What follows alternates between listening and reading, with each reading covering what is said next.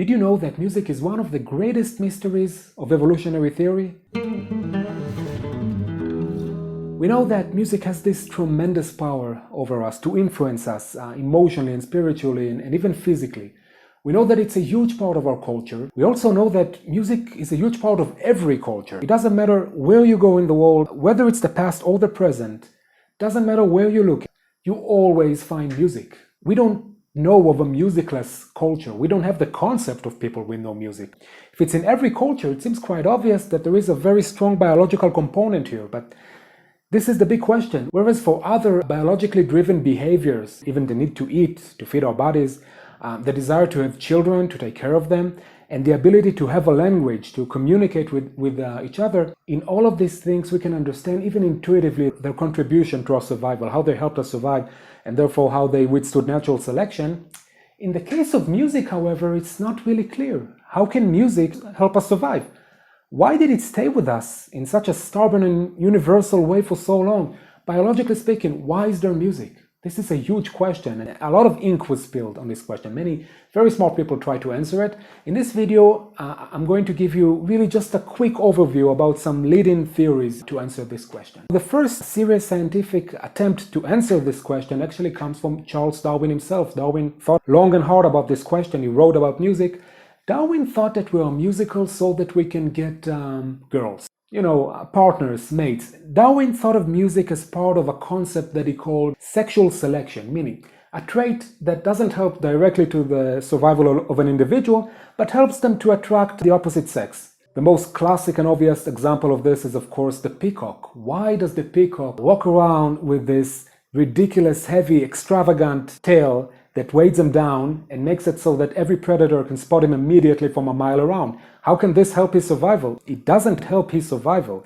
It helps them to attract the opposite sex, to attract females. What the peacock signals to the female peacock is this: look at me, I'm so strong, I'm such a catch, I'm so successful that I can walk around with this heavy, ridiculous thing and I still survived. So according to Darwin, music serves pretty much the same function. It doesn't help directly to the survival of an individual, but it helps them to signal to the opposite sex that they have a strong brain, they have good coordination between the different brain parts, that they have high linguistic and emotional abilities. And on top of all that, that they can afford to devote time to something that doesn't contribute directly to their survival. Now, later researchers from this school of thought that extended on this after Darwin gave us many examples, primarily Jimi Hendrix. Somehow that's always the example they give, is Jimi Hendrix. Now, Hendrix devoted his entire life to music, which unfortunately did not help his survival. He did not survive for very long, but it helped him, shall I say, with the ladies, with all the rumors about many children that he has in different countries where he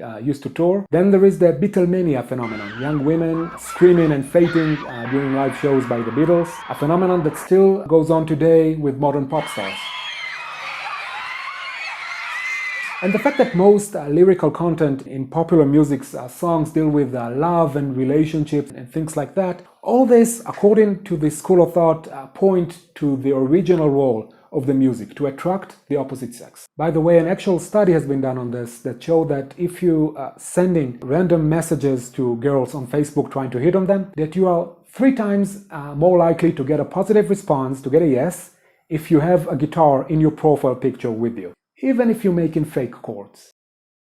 But maybe there are better explanations. Maybe music was meant to unite and to strengthen human groups of people. Music makes the people come together, a wise woman said. Music originally was first and foremost a group activity. This entire concept of there being a performer, an expert musician on the one end, and on the other end you have the audience which doesn't participate in the music, just watches. This entire thing came way later. Music was first and foremost not something you listen to, not something you observe, but something you do together as a group. When a group of people dance together or move together or sing together or drum together or play music somehow together, mirror neurons in the brain create a very strong sense of bond between the different participants to a level that the difference between them actually blurs. In other words, you can say that when a group of people make music together, they cease being a group of people, they become one thing. So for example, this happens during a tribal dance.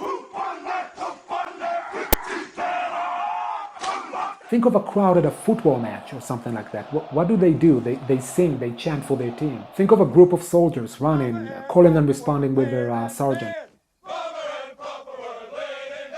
Or think of a rock show, especially a good one, where the audience participates in the music, not just silently watching. People at shows like that have reported a strong feeling of dissolving into the crowd, a feeling of loss of self. Philosopher Friedrich Nietzsche wrote about the Dionysian power in music, the power of music that creates intoxication so strong that one can no longer tell where they end and where other people begin. So for example, I was once in a demonstration and it was fine, okay, people were shouting slogans, holding signs, it was okay. Until someone took out a drum and started drumming, and suddenly there was this feeling of, this rush of adrenaline. There was this feeling of togetherness. There was this feeling of, you know what guys, if you're gonna charge at the police, now is the time to do it. In this way, music can also be used as a political weapon. Kings, politicians, people of power were always aware of the dangerous potential of music and just how dangerous people can be when they drum and unite it and singing together. Another leading theory is the Protolanguage Theory, that music and language, not only did they come from the same source, but that they used to be one and the same thing.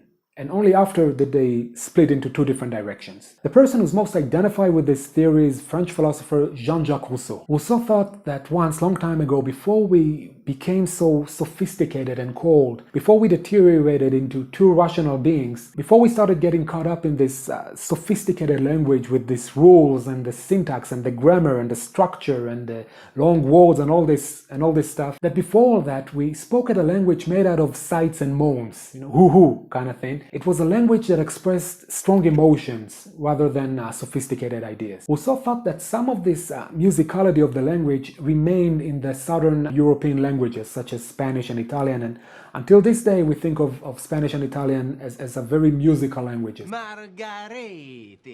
But every human language has basically two layers. You have the upper layer, the words, the syntax, the grammar, the rules, the part of the language that can be written down. But there is another layer, a primitive layer, a universal layer, the intonation, the music of the language. This is the part of the language that enables us to say one thing but to mean another. When we text each other, we use emojis to compensate for the lack of intonation in the language. To understand the musical layer of the language, think of how you speak to your dog. Every dog owner knows that when you speak to your dog, it doesn't matter what you're saying. It's not the words that matter. He has no idea what you're actually saying. He definitely understands the intonation of your speech. He knows when you're angry at him and when you're being affectionate. Or think of how you speak to a baby. Hi, baby. I see the duck. You have a duck on your shirt. Yet another universal phenomenon. In every culture, when a grown-up speaks to a baby, automatically he raises his pitch and starts speaking in a much more musical manner. This actually connects to another leading theory that actually music was meant to help the parent to connect with the child and help the child's development. But maybe there is no evolutionary benefit. Maybe there is no purpose to music. Some researchers believe that music is nothing more than a side effect of all kinds of other processes that already happens in the brain. Think of heroin, for example. Why do human beings take so much pleasure from using heroin? It's not that we evolved specifically for this purpose, for this material. It's a compound that so happened to manipulate all kinds of pleasure receptors in the brain, and that's why. It's not that there is like a specific reason as to why this compound specifically. Now, I personally believe that the lack of ability of all these explanations, even taken together, to fully explain to us the depth, the essence of music, is some sort of a metaphor for the lack of ability of science overall to fully explain to us all the human phenomena and what it is like to be human and what's a human being, what's a full human being. But this is my personal opinion, and I would love to read yours, so would love for you to leave a comment down below, and I'll see you next time. See ya.